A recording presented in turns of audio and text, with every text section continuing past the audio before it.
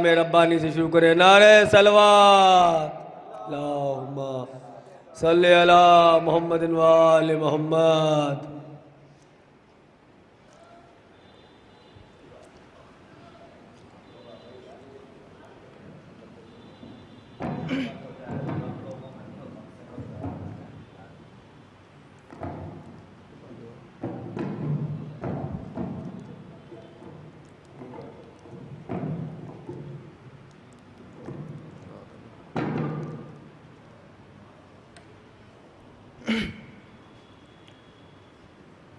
اللهم صل على محمد وآل محمد.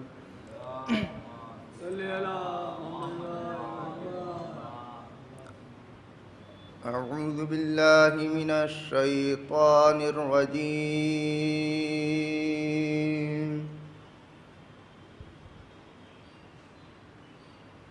بسم الله الرحمن الرحيم.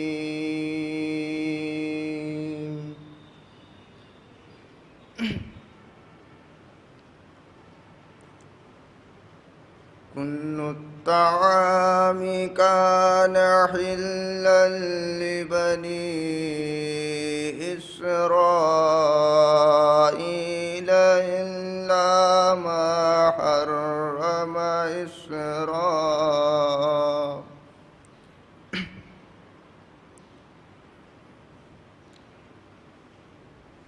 كل الطعام كان حلا لبني إسرائيل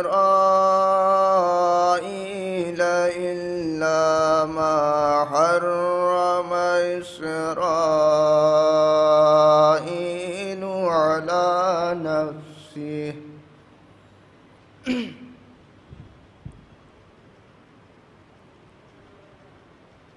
إلا ما حرم إسرائيل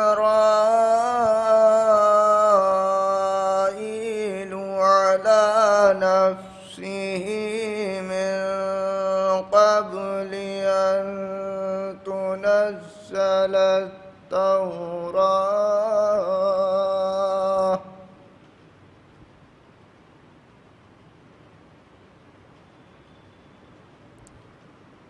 قل فأتوا بالتوراة فاتلوها إن كنتم صادقين.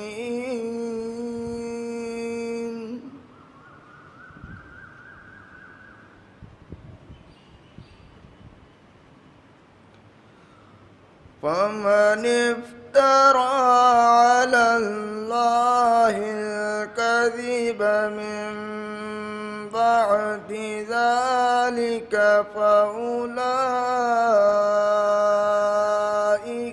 هم الظالمون.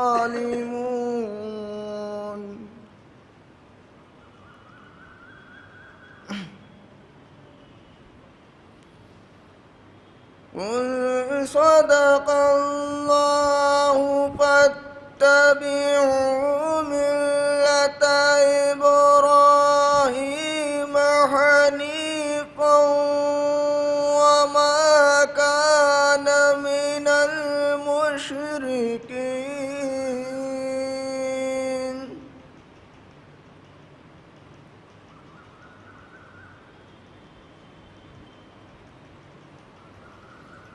إن أول بيت وضع للناس للذي ببكة مباركا وهدى للعالمين.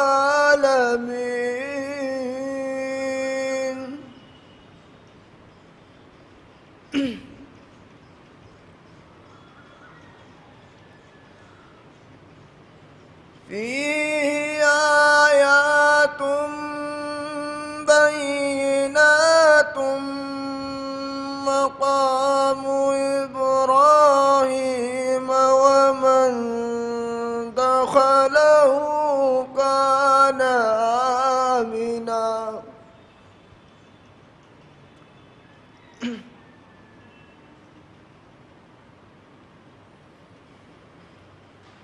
ولله على الناس حج البيت من استطاع إليه سبيلا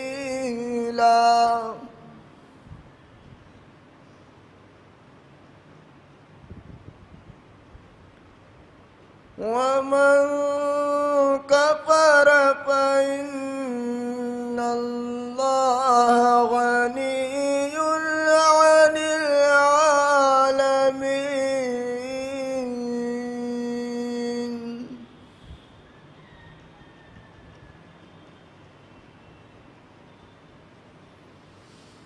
إن أول بيت وضع للناس للذي ببكة مباركا وهدى للعالمين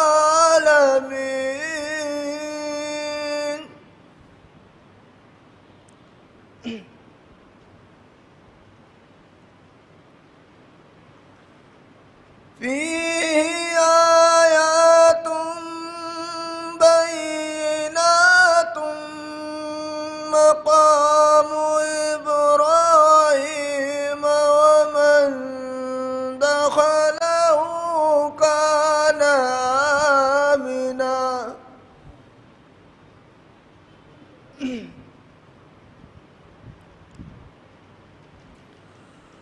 ولله على الناس حج البيت من استطاع إليه سبيلا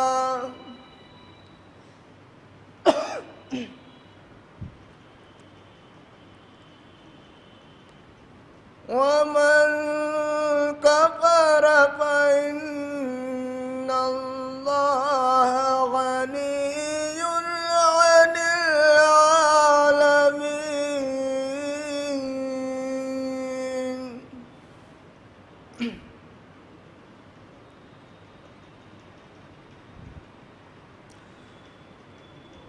قل يا أهل الكتاب لم تكفرون بآيات الله والله شهيد على ما تعملون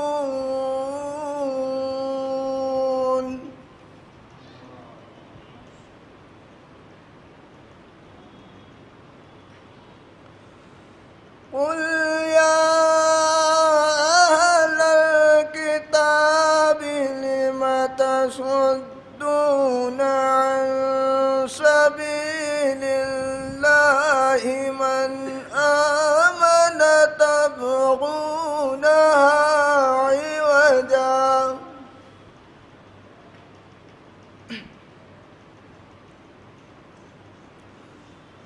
من آمن تبغونها عوجا وأنتم شهداء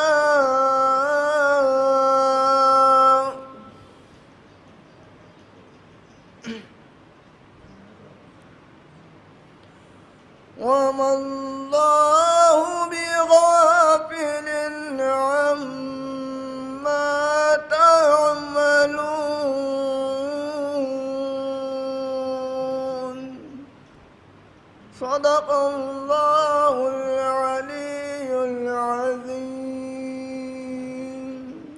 सलावत पढ़े पर मोहम्मद वाले मोहम्मद।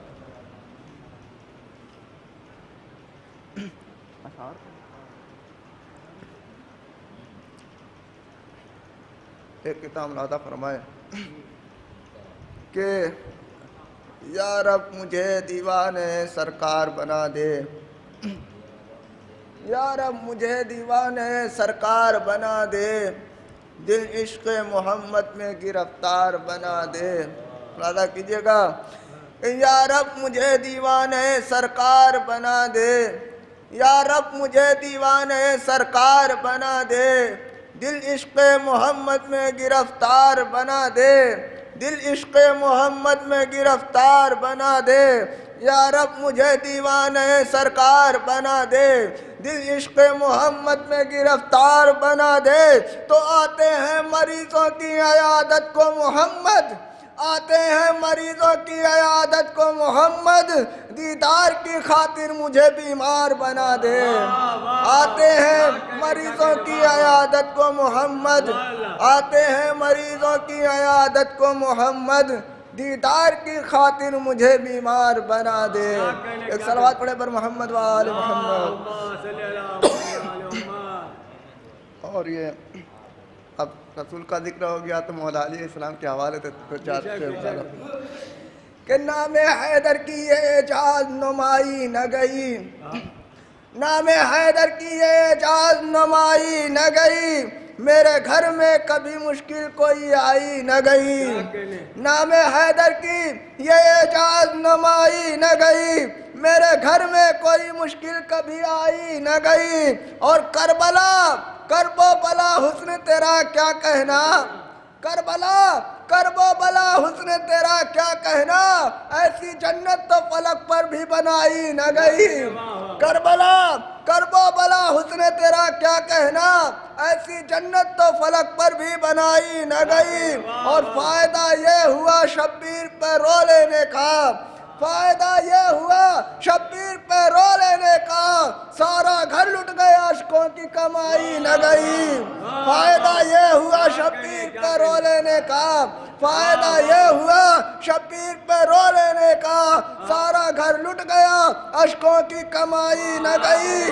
اور کربلا آج بھی زندہ ہے مثال حمزہ، کربلا آج بھی زندہ ہے مثال حمزہ، یہ حقیقت کسی ہندا سے چبائی نہ گئی۔ کربلا آج بھی زندہ ہے مثال حمزہ، کربلا آج بھی زندہ ہے مثال حمزہ، یہ حقیقت کسی ہندا سے چبائی نہ گئی، یہ حقیقت کسی ہندا سے چبائی نہ گئی۔ ایک صلوات پڑھیں پر محمد و آل محمد۔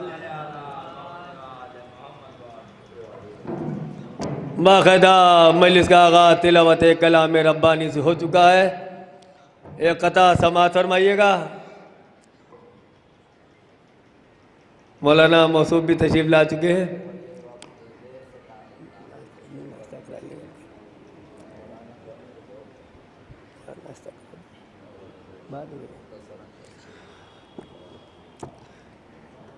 قطع سماعت فرمائیے گا کہ وہ کہہ رہے ہیں جیو ذکر مرتضیٰ کے بغیر، وہ کہہ رہے ہیں جیو ذکر مرتضیٰ کے بغیر، بتاؤ کیسے کوئی سانس لے ہوا کے بغیر، بتاؤ کیسے کوئی سانس لے ہوا کے بغیر۔ اور زمانے بھر میں فقط ایک در بطول کا ہے، زمانے بھر میں فقط ایک در بطول کا ہے، جہاں خیرات بھی ملتی ہے التجا کے بغیر، جہاں خیرات بھی ملتی ہے التجا کے بغیر۔ اور کہا خدا نے نبی سے پکارو حیدر کو، کہا خدا نے نبی سے پکارو حیدر کو، ارے کہیں ہوئی ہے فتح شاہ لا فتح کے بغیر، ارے کہیں ہوئی ہے فتح شاہ لا فتح کے بغیر۔ اور وہ کیسے بن گئے، وہ کیسے بن گئے رضی اللہ اے میرے مولا، وہ کیسے بن گئے رضی اللہ اے میرے مولا۔ ارے جب کئی نبی نہ بنے جب تیری رضا کے بغیر، جب کئی نبی نہ بنے جب تیری رضا کے بغیر۔ اب میں گزارش کرتا ہوں جناب کمیل صلی اللہ علیہ وسلم سے تشریف لائے۔ نعرہ صلوات۔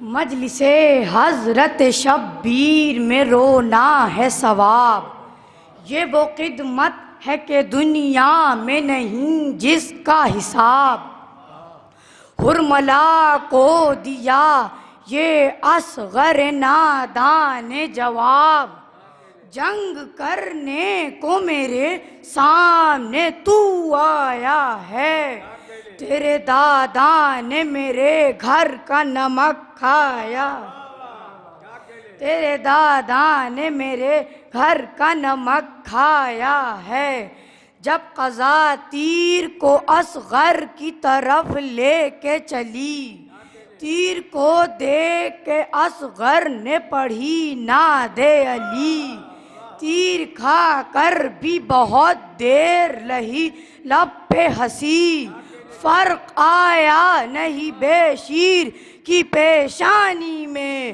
ہرملا ڈوب جا اب جا کے کہیں پانی، ہرملا ڈوب جا اب جا کے کہیں پانی میں، دیکھ لے تیرے لیے اور تیرے گھر کے لیے چوڑیاں لایا ہوں میں شام کے لشکر کے لیے، چوڑیاں لایا ہوں میں شام کے لشکر کے لیے۔ کوثر لکھنوی مرحوم فرماتے ہیں قرآن اور حسین برابر ہیں شان میں، دونوں کا رتبہ ایک ہے دونوں جہان میں، قرآن اور حسین میں ہیں چار چار حرف، دو ہیں بغیر نقطے کے دو نقطہ دار حرف، ان دونوں کے اخیر میں بس نون ایک ہے، قرآن اور حسین کا مضمون ایک ہے، قرآن اور حسین کا مضمون ایک ہے۔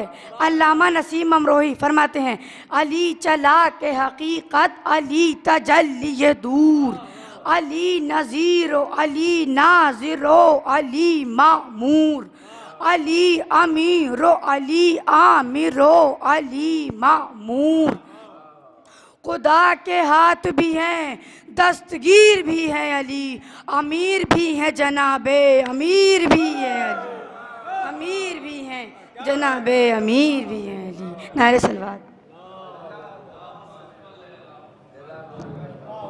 میں گزارش کرتا ہوں جناب آصف رضا صاحب کے تشریف لائیں، نعرہ صلوات۔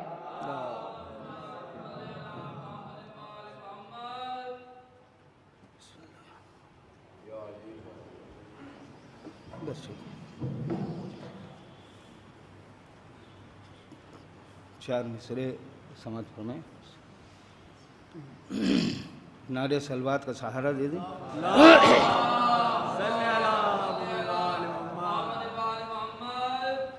جو جتنا فرش عزا کے قریب ہوتے ہیں،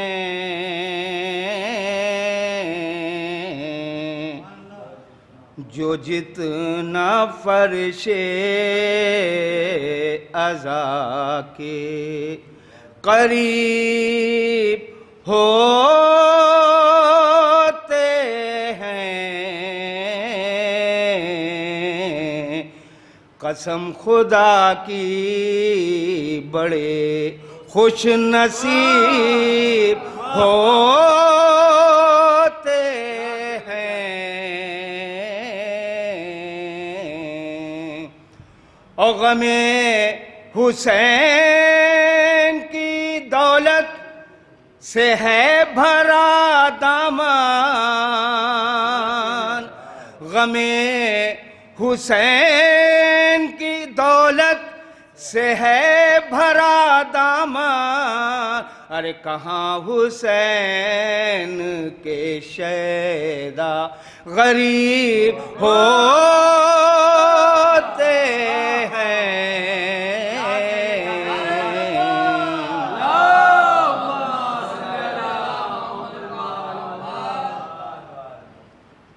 ایک مطلب اور دو شعر۔ حق پرستوں سے جہاں بھی جب بھی ٹکراتی ہے موت، حق پرستوں سے جہاں بھی جب بھی ٹکراتی ہے موت، حق پرستوں سے جہاں بھی جب بھی ٹکراتی ہے موت خود پشیماں ہو کے کترا کے نکل جاتی ہے موت عاشق آل محمد کو کہاں آتی ہے موت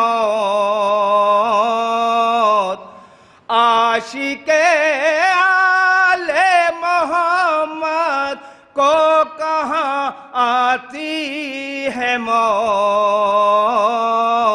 ان کو جنت کی بشارت آ کے دے جاتی ہے موت عاشق آل محمد کے لیے نعمت ہے موت عاشق آل محمد کے لیے نعمت ہے موت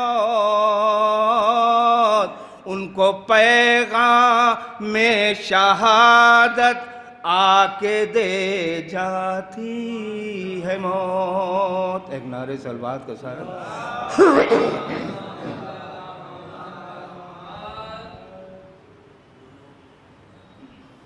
ایک صلوات کا سہارا دے دے.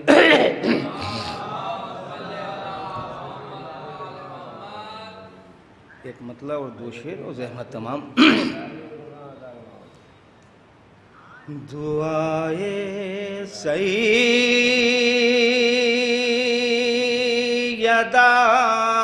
ہے فرش غم پر بیٹھ جاتے ہیں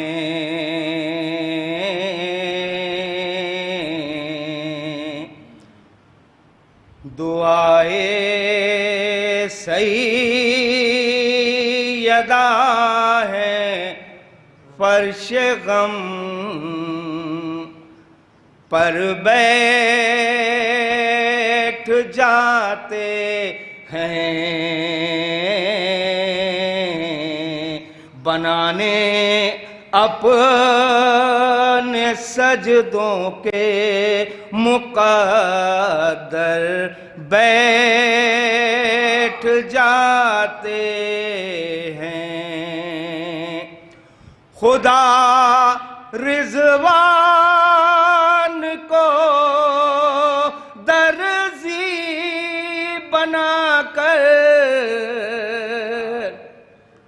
بھیج دیتا ہے محمد کے پسر تو بات کہہ کر بیٹھ جاتے ہیں یہ راز کربلا ہے حوصلوں کی جیت ہوتی ہے یہاں بیمار چلتے ہیں ستم گر بیٹھ جاتے ہیں یہاں بیمار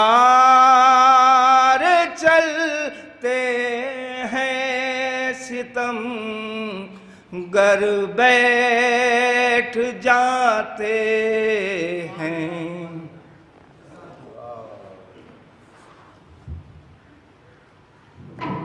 اب حضرات سے گزارش ہے تھوڑا سا گیپ ہے آپ حضرات تھوڑا سا آگے تشریف لے آئیں تو یہ گیپ بھر جائے گا. اب میں گزارش کرتا ہوں جناب مسلم صاحب سے کہ تشریف لیں. نعرہ صلوات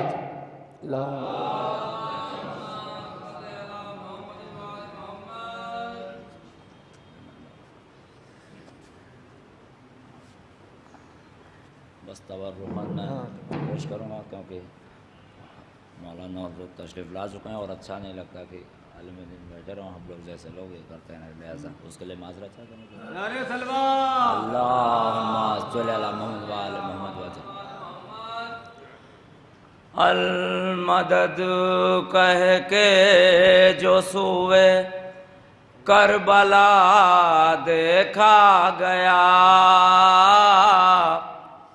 المدد کہہ کے جو سوئے کربلا دیکھا گیا ارے خود بخود حل ہو گیا ہر مرحلہ دیکھا گیا خود بخود حل ہو گیا ہر مرحلہ دیکھا گیا اور جان کے چہرے کی تاوانی کہاں دیکھی گئی جان کے چہرے کی تاوانی کہاں دیکھی گئی ارے معجزہ صبت نبی کا معجزہ دیکھا گیا معجزہ صبت نبی کا معجزہ دیکھا گیا المدد کہہ کے جو سوئے کربلا دیکھا گیا خود بخود حل ہو گیا ہر مرحلہ دیکھا گیا اور تھی 72 سورجوں میں ایک سورج کی کمی تھی 72 سورجوں میں ایک سورج کی کمی ارے رات بھر حر جری کا راستہ دیکھا گیا رات بھر حر جری کا راستہ دیکھا گیا تھی 72 سورجوں میں ایک سورج کی کمی رات بھر حر جری کا راستہ دیکھا گیا اور شہ کے پروانوں میں پہلا نام جنت کا ملا شہ کے پروانوں میں پہلا نام جنت کا ملا ارے جب کتاب کربلا کا آئینہ دیکھا گیا جب کتاب کربلا کا آئینہ دیکھا گیا المدد کہہ کے جو سوئے کربلا دیکھا گیا خود بخود حل ہو گیا ہر مرحلہ دیکھا گیا ایک نعرہ صلوات بھیجیے اللہم صلی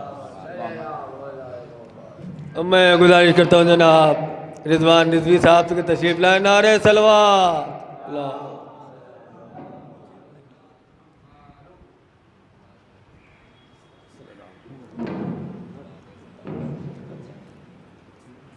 مولانا مسعود تشریف فرمائیں اس لیے زیادہ وقت نہیں لیں گے 2-3 شعر اور کلام ہمارے عزیز بھائی نے بھی جنت کا تذکرہ کیا کہ جنت میں سب جائیں گے عرض کرتے ہیں کہ مسکرا کر سر میدان شہادت رن میں مسکرا کر سر میدان شہادت رن میں دھجیاں ظلم کی بے شیر اڑا دیتا ہے دھجیاں ظلم کی بے شیر اڑا دیتا ہے اور دیکھیے گا منا بھائی یہ معصوم و غیر معصوم کے لوگ بہت بحث کرتے ہیں اس شعر سے آپ سمجھیے کہ دھجیاں ظلم کی بے شیر اڑا دیتا ہے اور ہر قدم پوچھ کے رکھتی ہے امامت جس سے ہر قدم پوچھ کے رکھتی ہے امامت جس سے مرتبہ صرف یہ زینب کو خدا دیتا ہے اور شعر دیکھیے گا کہ جس کے دامن میں نہ ہوں اشک عزائے شبیر اس کو رضوان در جنت سے بھگا دیتا ہے جس کے دامن میں نہ ہوں اشک عزائے شبیر اس کو رضوان در جنت سے بھگا دیتا ہے جنت کا تذکرہ ہوا تو جنت میں ہمیں یقین ہے کہ ہم سب جنت میں جائیں گے جنت کا ایک نظارہ ہے کہ وہاں جائیں گے تو کیا ہوگا صرف 4-5 شعر تصور چاہتا ہوں کہ خلد میں ہم بتائیں کیا ہوگا خلد میں ہم بتائیں کیا ہوگا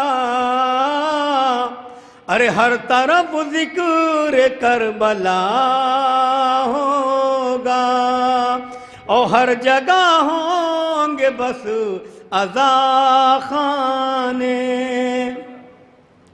ہر جگہ ہوں گے بس عزا خانے، ہر جگہ ہوں گے بس عزا خانے، اور مجلس غم کا سلسلہ ہوگا، اور سب کی آنکھوں میں اشک غم ہوں گے، سب کی آنکھوں میں اشک غم ہوں گے، اور رومال سیدہ ہوگا، اور رومال سیدہ ہوگا۔ جو لوگ جنتیں بانٹ رہے ہیں، فتوے دیتے ہیں جنت، ان کے لیے شعر ہے کہ کس کی جنت ہے کس کی دوزخ ہے، کس کی جنت ہے کس کی دوزخ ہے، ارے کس کی جنت ہے کس کی دوزخ ہے، حشر کے دن یہ فیصلہ ہوگا، حشر کے دن یہ فیصلہ ہوگا، اور بدعتی کیا کہیں گے محشر میں، کہ بدعتی کیا کہیں گے محشر میں، جب پیمبر کا سامنا ہوگا، جب پیمبر کا سامنا ہوگا۔ یہ شعر اس میں نصیحت ہے کہ یقیناً ہم جنت میں جائیں گے، لیکن اعمال بھی اچھے کرنا پڑیں گے۔ ایک صلوات بھیجیں بر محمد والے محمد، دو شعروں میں کہ اپنے اعمال کو کرو شاداں، اپنے اعمال کو کرو شاداں، ارے شہ کی مادر کا سامنا ہوگا، اور ہاتھ سینے پہ لب پہ نام حسین، ہاتھ سینے پہ لب پہ نام حسین، ہاتھ سینے پہ لب پہ نام حسین، قمبری کا یہ مشغلہ ہوگا، خلد میں ہم بتائیں کیا ہوگا، خلد میں ہم بتائیں کیا ہوگا، ہر طرف ذکر کربلا ہوگا۔ صلوات بھیجے بر محمد والے محمد۔ صلی اللہ۔ میں بڑے نہایت و ادب و احترام کے ساتھ گزارش کرتا ہوں حجت الاسلام عالی جناب مولانا حسنین باقری صاحب قبلہ سے کہ مجلس 40واں برائے سال ثواب فاطمہ خاتون بنت نواب شہریار مرزا صاحب کی مجلس و خطاب فرمائے۔ جو حضرت تھوڑا سا میں مومنین سے گزارش کرتا ہوں، تھوڑا سا آپ لوگ آگے آ جائیں، جو گیپ ہے وہ گیپ بڑھ جائیں۔ نعرہ صلوات صلی اللہ۔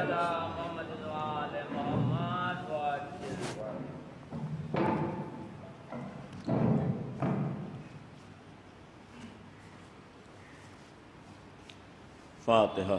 بسم اللہ الرحمن الرحیم، الحمد للہ رب العالمین، ایاک نعبد و ایاک نستعین، اہدنا الصراط المستقیم، صراط الذین انعمت علیہم غیر المغضوب علیہم ولا الضالین۔ اعوذ باللہ السمیع العلیم من الشیطان الرجیم، بسم اللہ الرحمن الرحیم، الحمد للہ رب العالمین، والصلاة والسلام علی اشرف الانبیاء والمرسلین، خاتم النبیین رحمت للعالمین ابی القاسم محمد وآلہ الطیبین الطاہرین المعصومین المظلومین لا سیما بقیت اللہ فی الارضین ارواحنا وارواح العالمین لتراب مقدمہ الفدا ولعنت اللہ علی اعدائہم اجمعین اما بعد قال اللہ سبحانہ تبارک وتعالی وقولہ الحق بسم اللہ الرحمن الرحیم هو الذی بعث فی الامیین رسولا منہم یتلو علیہم آیاتہ وَيُزَكِّيهِمْ وَيُعَلِّمُهُمُ الْكِتَابَ وَالْحِكْمَةَ وَإِنْ كَانَ مِنْ قَبْلُ لَفِي ضَلَالٍ مُبِينٍ صلوات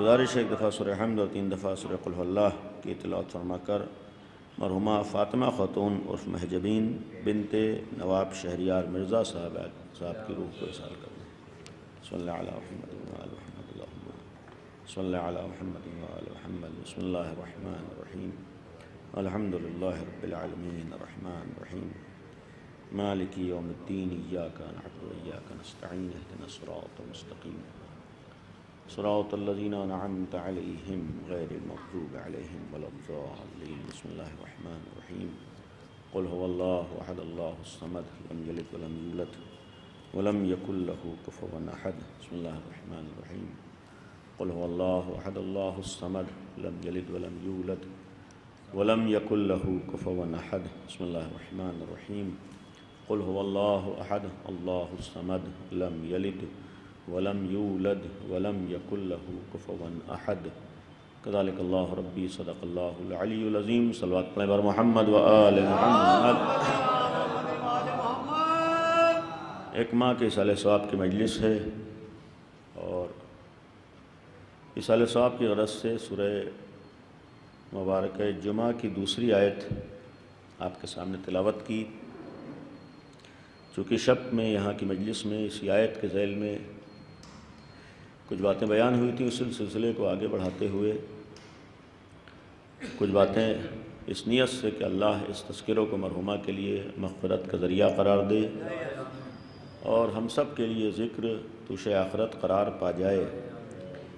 ابتدا میں بہرحال بیٹے موجود ہیں، یہ چیز قابل قدر ہے اور بعض چیزوں کی جانب اگر ہم لوگ توجہ دیں تو ہمارے لیے بھی مفید ہے کہ آج کے اس ماحول و سماج میں جس ٹائم اعلان ہو اس ٹائم مجلس شروع کر دینا شاید بعض جگہوں پر ناممکن نظر آتا ہے، لیکن بعض افراد اس کو ممکن بنا کر یہ ایک پیغام بھی دیتے ہیں کہ ہم سب کی ایک دینی ایمانی اخلاقی ذمہ داری ہے کہ جس ٹائم کا اعلان ہو اس ٹائم پہ شروع ہو جائے، تو اس کے بہرحال سب کے لیے فائدے ہوتے ہیں۔ اور کیونکہ ہمارا دین ایک منظم دین ہے اور شاید دنیا کا یہی ایک دین ہے کہ جس میں زندگی کے ہر پہلو کے اوپر توجہ دلائی گئی ہے، یعنی ایک ہمارا دین بھی کہتا ہے کہ ہمارے ہاں ٹائم کا خیال ہو، ٹائم کی پابندی ہو، اور پھر دوسری طرف یہ ہوتا ہے کہ چونکہ بعض جگہوں پر یہ ماحول بنا ہے کہ اگر 10 کا اعلان ہے تو ذہن میں بیٹھا ہے کہ 11 بجے کے شروع ہوگی، تو اس کا ایک فائدہ یہ ہوگا کہ پھر آہستہ آہستہ وہ ذہنیت ختم ہوگی۔ اور اسی لیے میں نے بعض جگہوں پر ایک گزارش بھی کی ہے کہ اگر ہمارے ہاں یہ ممکن ہو کہ جیسے وقت ٹائم کا اعلان ہوتا ہے کہ اتنے بجے شروع ہوگی، ویسے ہی اگر ہو کہ ختم ہونے کا بھی اعلان ہو جائے، تو اس کا یہ ہر آدمی کو معلوم ہے اور یہ چیز کوئی عیب نہیں ہے، اچھی چیز ہے کہ مثلا ہمارے ہاں بالفرض 10 سے 11:30 تک یہ سلسلہ چلے گا، تو اسے ہر آدمی کو معلوم ہے اور اس سے ایک فائدہ آنے والوں کو بھی ہو جائے گا کہ جو جس مرحلے میں شرکت کرنا چاہتا ہے وہ آسانی سے شرکت کر لے گا۔ ایک صلوات پڑھ لیں محمد و آل محمد۔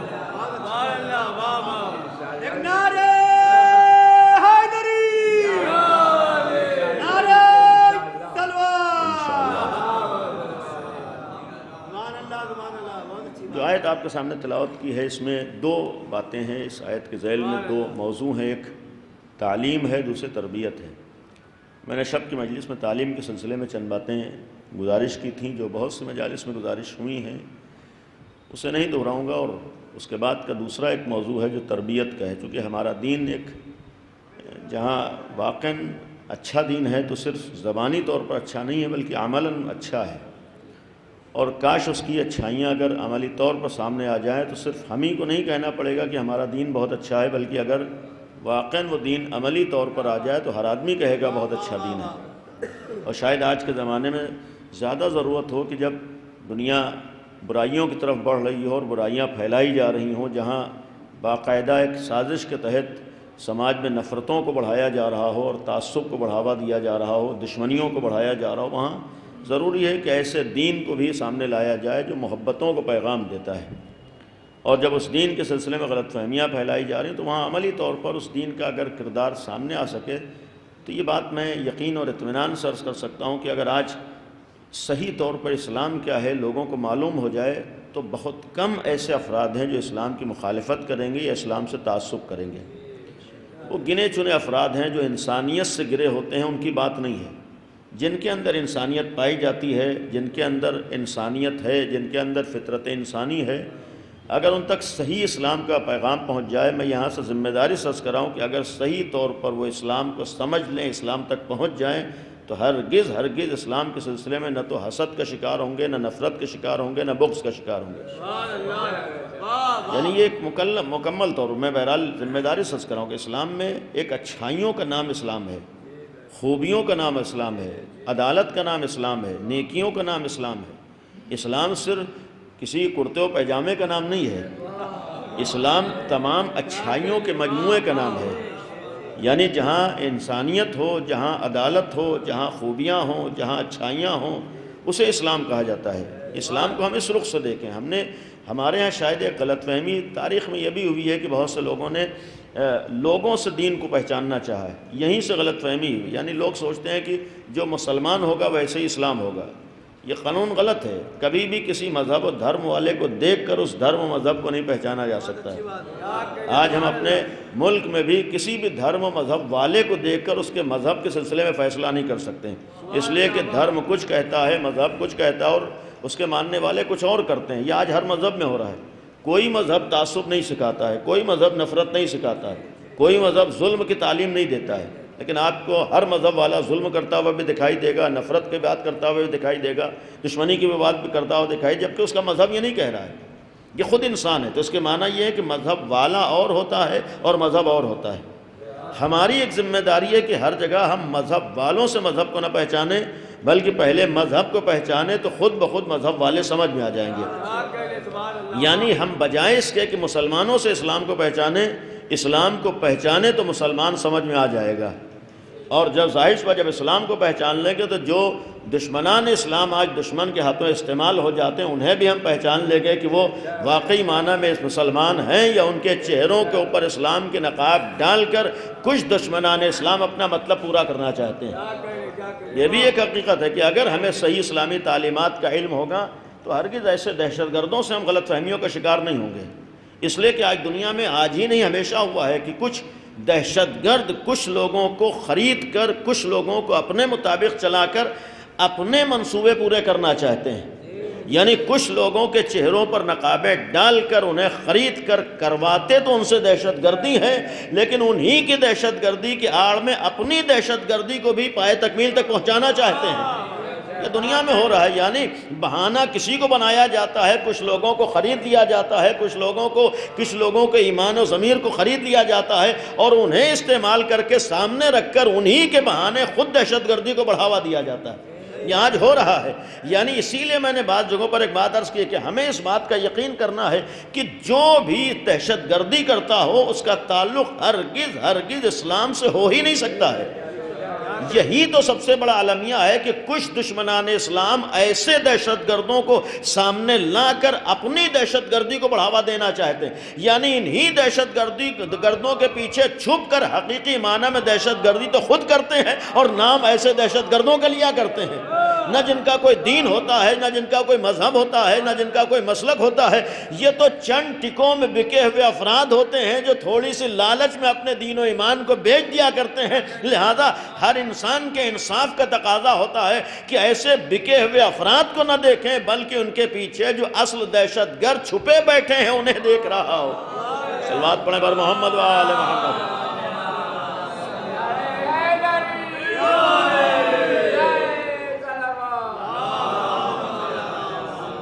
لہذا اسلام تو بہرحال بہت اچھا دین ہے، بہت اچھا مذہب ہے، اور اس کا ایک ثبوت یہاں یہ بھی عرض کروں گا اسلام کی اچھائیوں کے سلسلے میں۔ واقعاً اگر ہم بغیر کسی تعصب کے غور کریں، اسلامی تاریخ کو دیکھیں، یعنی نبی سے آج تک تقریباً 1400 سال مکمل ہو گئے، یعنی اسلام کو مکمل ہوئے۔ حالانکہ یہ بھی ایک وضاحت کر دوں کہ اسلام 1400 سال پرانا اسلام نہیں ہے، یعنی یہ دین 1400 سال پرانا دین نہیں ہے، بلکہ 1400 سال پہلے دین مکمل ہوا ہے۔ لیکن مکمل ہونا اور ہوتا ہے اور اس دین کا آنا اور ہوتا ہے۔ اسلام 1400 سال پہلے آیا نہیں ہے، 1400 سال پہلے اسلام مکمل ہوا ہے، اس لیے کہ اسلام کسی انسان کا بنایا ہوا قانون نہیں ہے، بلکہ جس خدا نے اس انسان کو بنایا ہے اس کے بنائے ہوئے قانون کا نام اسلام ہے۔ تو جب اس کے بنائے ہوئے قانون کا نام اسلام ہے تو جس دن اس نے پہلے انسان کو بھیجا ہے تو بغیر قانون کے نہیں بھیجا ہے، بلکہ قانون کے ساتھ اس دنیا میں بھیجا ہے۔ اسی لیے سب سے پہلا انسان و آدمی جو اس دنیا میں آیا ہے آدم کی شکل میں، وہ صرف آدم بن کے نہیں آیا ہے بلکہ نبی بن کر آیا ہے۔ نبی کے معنی یہ ہوتے ہیں جو ادھر سے قانون لے کر آتا ہے۔ نبی کے معنی خبر لانے والے کے ہوتے ہیں، یعنی اللہ نے اگر کسی انسان اور آدمی کو روئے زمین پر بھیجا ہے تو بغیر دین و قانون کے نہیں بھیجا ہے بلکہ دین و قانون کے ساتھ بھیجا ہے۔ لہٰذا جو سب سے پہلا انسان آیا ہے، نبی بن کر آیا ہے، یہ دنیا کے سامنے پیغام دیا ہے کہ اللہ نے خالی انسانوں کو نہیں بھیج دیا ہے بلکہ انسانوں کے ساتھ ساتھ ایک قانون بھی بھیجا ہے، ایک دین بھی بھیجا ہے جسے دین اسلام کہا جاتا ہے۔ اس کے معنی یہ ہے کہ اسلام کا آغاز تو اس وقت سے ہے جب سے انسانیت کا آغاز ہے، یعنی جب سے انسانیت کا آغاز ہے اس وقت سے اسلام ہے۔ ہاں یہ اور بات ہے کہ اس زمانے میں لوگوں کی صلاحیتیں اتنی نہیں تھیں کہ اسلام کو سمجھ سکتے، ابھی ماحول نہیں تیار تھا، زمین ہموار نہیں تھی، لہذا اسلام حالات اور تقاضوں کے ساتھ آتا رہا۔ بلکہ یہ کہا جائے کہ جتنا جتنا انسانیت پروان چڑھتی رہی ویسا ویسا ادھر سے قوانین آتے رہے، اور جب مکمل طور پر زمین ہموار ہو گئی تب اللہ نے اپنے آخری نبی کے ذریعے سے دین کو مکمل کیا ہے۔ چونکہ یہاں معاملہ صرف دین کے ادھر سے آنے کا نہیں تھا بلکہ جو دین ادھر سے آیا ہے اس دین کے قیامت تک کی حفاظت کا بھی معاملہ تھا۔ لہٰذا جب غدیر میں آ کر قیامت تک کے محافظین کا اعلان ہو گیا تب اللہ نے دین کی تکمیل کا اعلان کیا ہے۔ یہ غدیر میں صرف ولایت علی کا اعلان نہیں تھا بلکہ دو چیزوں کا اعلان تھا۔ جو آدم کے زمانے سے دین آ رہا تھا آج وہ دین مکمل ہو رہا ہے، اور صرف مکمل اس بنیاد پر ہو رہا ہے چونکہ اب علی ابن ابی طالب کے ذریعے سے اسی نسل میں قیامت تک دین کی حفاظت کرنے والے موجود ہیں۔ لہذا جب حفاظت کرنے والے ہوں گے تو مکمل دین کائنات کے سامنے پیش کیا جائے گا۔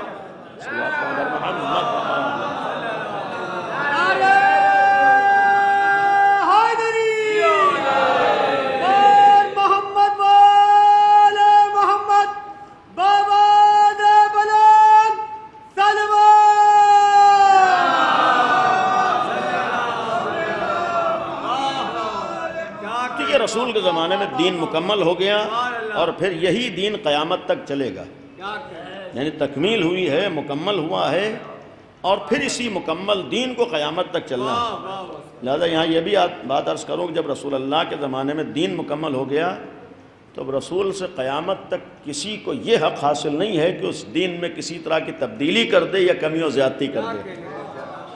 اور یہیں پر ایک بات کہنے کا حق ہے کہ جب رسول اللہ کے زمانے میں دین مکمل ہو گیا اور پھر اسی دین کی قیامت تک حفاظت ہونا ہے تو مسلمان کے ایک معنی یہ بھی ہوتے ہیں کہ جو اسی مکمل دین کو مان رہا ہو جسے اللہ نے رسول اللہ کی زندگی میں مکمل کر دیا ہے، اور جو رسول اللہ کے لائے ہوئے دین میں کمی و زیادتی کر رہا ہو اور اللہ کے حلال کیے ہوئے کو حرام کر رہا ہو اور حرام کو حلال کر رہا ہو، اس کا تعلق کسی مذہب سے ہو سکتا ہے لیکن دین اسلام سے نہیں ہو سکتا ہے۔ اس لیے کہ مسلمان کہتے ہیں جو اللہ کے آگے سر تسلیم کو خم کر دے۔ مسلمان کے معنی اسی لیے میں نے کہا کپڑے پہن لینے کے نہیں ہیں، مسلمان کے معنی اللہ کے آگے سر تسلیم کو خم کر دینے کے ہیں۔ لہذا مسلمان کا ایک ترجمہ یہ ہوتا ہے جو اللہ نے کہا ہے سر جھکا کر اگر مان رہا ہے اسی کو مسلمان کہا جاتا ہے، اور جب سر جھکا کر مان رہا ہوگا تو حلال محمدی کو حرام نہیں کر رہا ہوگا، تو ایک تاریخ کا المیہ یہ ہے کہ بے غیرتی اس انتہا تک پہنچ جائے کہ آدمی اس بے حیائی کا بھی مظاہرہ کر رہا ہو کہ فلاں چیز رسول اللہ کے زمانے میں حلال تھی اور میں حرام کر رہا ہوں. یہ معاملہ ایسے افراد کا نہیں ہے، معاملہ بعد میں آنے والی نسلوں کا ہے کہ کس حد تک شعور پستیوں میں چلا جاتا ہے کہ کوئی اللہ کے قانون کو بدل رہا ہو اور ہم اس کا احترام کی بات کر رہے ہو. نہیں ہو سکتا ہے. شریعت خدا ہے، شریعت محمدی ہے، قیامت تک کسی کو حق نہیں ہے اس شریعت میں تبدیلی کرنے کا، اس دین کو تبدیل. اس لیے کہ اسی لیے میں نے عرض کیا کہ جب اللہ کا دین ہوگا، غلط فہمیاں وہیں سے شروع ہوتی ہیں کہ جہاں لوگ اپنے اپنے فکروں کو دین بنانا چاہتے ہیں، جہاں اپنے اپنے مزاج کو دین بنانا چاہتے ہیں. آج اسلام کے سلسلے میں اگر لوگوں کو انگلی اٹھانے کا موقع ملا، لوگوں کو اعتراض کرنے کا موقع ملا، ایک بہت بڑی وجہ یہی تھی کہ جب لوگوں نے اپنے مزاجوں کو اسلام بنانا چاہا ہے، وہیں سے لوگوں کو اسلام کے اوپر انگلی اٹھانے کا موقع ملا ہے. لیکن اگر اللہ کے قانون کو اسلام رہنے دیا گیا ہوتا، اللہ کے بھیجے ہوئے دین کو دین رہنے دیا گیا ہوتا، تو پھر آسانی سے کسی کو اسلام کے سلسلے میں اعتراض کرنے کا موقع نہ ملتا. آج ہمارے اور آپ کی ذمہ داری یہ بھی ہے کہ ہم جو اللہ نے دین بھیجا ہے اسی دین کو پہچانیں، اسی دین کے اوپر عمل کریں. جب اللہ کے بھیجے ہوئے دین کو پہچانو، اس پر عمل کریں، تبھی ہم حقیقی معنی مسلمان ہو سکتے ہیں. اس اسلام میں جہاں بہت سی اچھائیاں ہیں، ایک اچھائی اسلام میں تعلیم بھی ہے. آج بعض لوگ سمجھتے ہیں کہ یہ فلاں مذہب والوں نے تعلیم کو بڑھاوا دیا ہے اور فلاں ملک والوں نے تعلیم کو بڑھاوا دیا ہے اور ٹیکنالوجی میں فلاں ملک نے ترقی کی ہے، فلاں قوم نے ترقی کی ہے، تعلیم تو فلاں مذہب میں پائی جاتی ہے. اگر آپ پوری انسانی تاریخ کا جائزہ لیجئے، تمام مذاہب کا اگر مطالعہ کیجئے، کسی مذہب میں تعلیم پر اتنا زور نہیں ہے جتنا دین اسلام میں. کسی مذہب میں تعلیم کی اتنی تاکید نہیں ہے جتنا دین اسلام میں. اور دوسری بات ہے کہ کسی مذہب میں تعلیم کے ایسے نمونے نہیں ہیں جیسا مذہب اسلام میں پائے جاتے ہیں. یعنی تعلیم کے جیسے نمونے اسلام میں موجود ہیں، آپ کو کسی دین میں نہیں ملیں گے. یعنی یہاں خالی زبانی تعلیم کی بات نہیں کی گئی ہے، بلکہ اس عملی کردار کو علمی اعتبار سے ان کے نمونوں کو بھی دنیا میں پیش کیا گیا ہے. کیا آج پوری دنیا میں کوئی ایسا مخالف ہے جو یہ کہہ سکے کہ روئے زمین پر علی سے بڑا کوئی عالم موجود تھا؟ کیا کوئی ایسا مخالف ہے جو یہ ثابت کر سکے کہ امام صادق سے بڑا بھی کوئی عالم گزرا ہے؟ کیا پوری انسانی تاریخ میں کوئی ایسا عالم ہے جو یہ ثابت کر دے کہ امام باقر سے بڑا بھی کوئی صاحب علم گزرا ہے؟ کیا روئے زمین پر تاریخ میں کوئی ایسی شخصیت ہے جو ثابت کر دے کہ امام رضا سے بڑا بھی کوئی عالم گزرا ہے؟ یہ صرف عالم نہیں ہے بلکہ دنیا کے سامنے ایک پیغام دے رہے ہیں کہ اسلام نے صرف تعلیم کی بات نہیں کی ہے، بلکہ تعلیم کی بات کرنے کے ساتھ ساتھ علمی نمونے بھی تمہارے سامنے پیش کیے ہیں. اب یہ نہ کہو کہ ہم کیسے آگے بڑھیں، آؤ ان نمونوں کو دیکھو، ان کرداروں کو دیکھو، تب سمجھ میں آئے گا ہمارا دین کیا ہے، ہمارا مذہب کیا ہے. ہمارا مذہب اور دین تو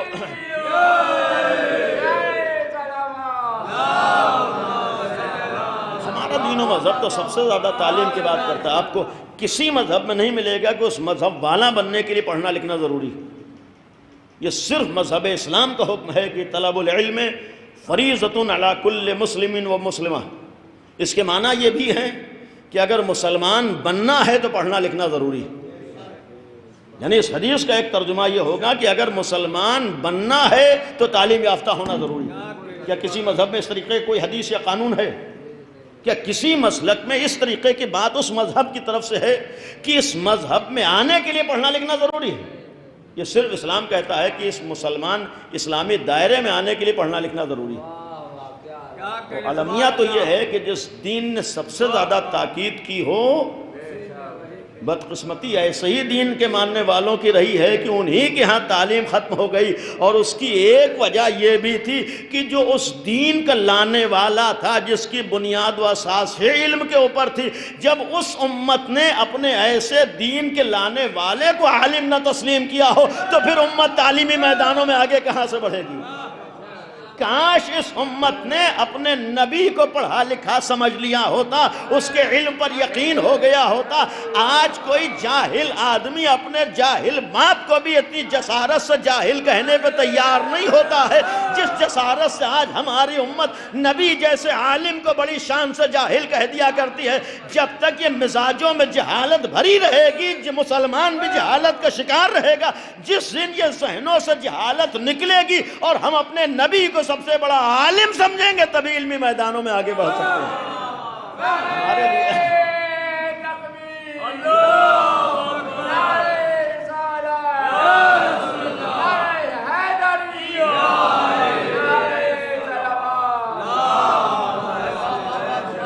یہ بھی ایک ضرورت ہے کہ ہم اپنے نبی کو، حقیقت یہی ہے کہ نبی سے بڑا کوئی عالم نہیں ہے۔